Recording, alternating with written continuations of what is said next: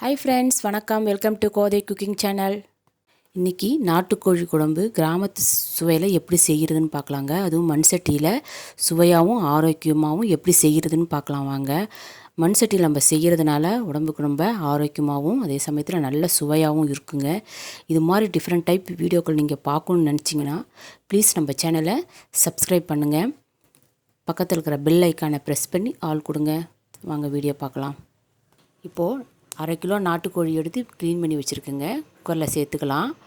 ஒரு 10 விசில் விடுங்க. அப்போ தான் நல்லா வெந்து இருக்கும். பாருங்கள் எப்படி வெந்து இருக்குன்னு பாருங்கள். இப்போ நம்ம ஒரு சட்டி எடுத்துருக்கோம், மண் சட்டியை. இல்லை கடாய் இருந்தால் கடாய் எடுத்துக்கோங்க. ஒரு 3 ஸ்பூன் நல்லெண்ணெய் விட்டுக்கோங்க. அப்போ தான் நமக்கு ஹீட் இல்லாமல் இருக்கும்.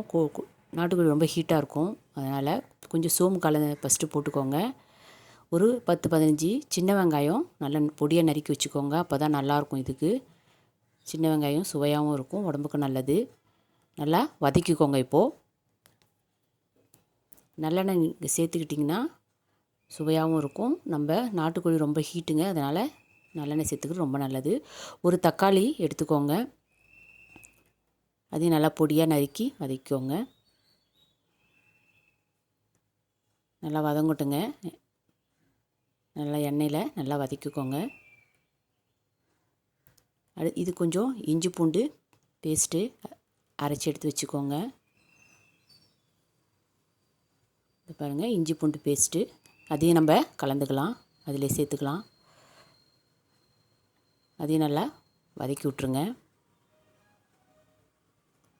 நான் உங்களுக்கு நாட்டுக்கோழி சூப்பும் சுக்காவும் எப்படி செய்கிறதுன்னு அப்லோட் பண்ணியிருக்கேன். நம்ம சேனல் போனீங்கன்னா நீங்கள் பார்க்கலாங்க எப்படி செய்கிறதுன்னு.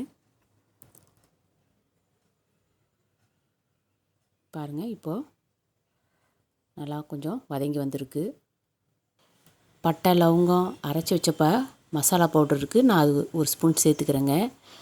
நீங்கள் இந்த மாதிரி கொஞ்சம் எண்ணெயில் லைட்டாக விட்டு தள்ளி விட்டுட்டு நீங்கள் சேர்த்துக்கோங்க. அப்படி இல்லைன்னா பரவாயில்ல, பட்டை லவங்கம் அந்த சோம்பு போடும்போது ஆரம்பத்தில் நீங்கள் முழுசாக சேர்த்துக்கலாங்க.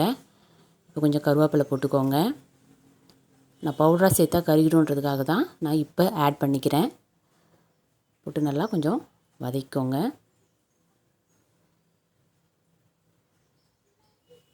இப்போது தேவையான அளவு உப்பு சேர்த்துக்கோங்க. போட்டு இதையும் நல்லா, இப்போ உப்பு சேர்த்தா கொஞ்சம் நல்லா வதங்கும். இப்போ நான் குழம்பு மிளகாய் தூள் தாங்க போடுறேன். எல்லாம் சேர்த்து அரைச்சது, மல்லி மிளகாய் எல்லாம் சேர்ந்தது. அது உங்களுக்கு தேவையான அளவு நீங்கள் போட்டுக்கோங்க. எவ்வளோ வேணுமோ அந்த அளவுக்கு நீங்கள் போட்டுக்கலாங்க. பாருங்கள் எப்படி வருதுன்னு. ஒரு 4 ஸ்பூன் போட்டுக்கோங்க. முன்னாடி வெறும் மிளகாத்தூள் ஒரு ஸ்பூன் போட்டிருக்கேன். இப்போது ஒரு 4-5 ஸ்பூன் சேர்த்த மிளகாய் பொடி போட்டிருக்கேன். இப்போ நம்ம எடுத்து வச்ச 1/2 கிலோ நாட்டுக்கோழி இதில் சேர்த்துக்கலாங்க, கலந்துக்கலாம்.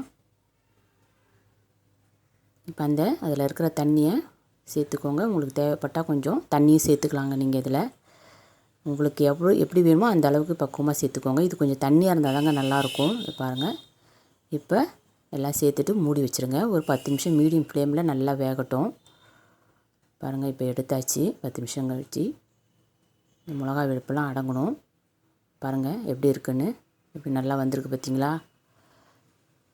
சூப்பராக வந்திருக்கு பாருங்கள். நல்லா வெந்து இந்த குழம்பு கொஞ்சம் தண்ணியாக இருந்தால் தாங்க நல்லாயிருக்கும்.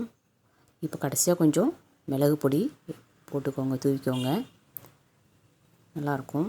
நான் கருவேப்பிலை பொடி வச்சுருக்கேன். கருவேப்பிலை பொடி நீங்கள் கண்டிப்பாக அரைச்சி வச்சுக்கோங்க, ரொம்ப நல்லாயிருக்கும்.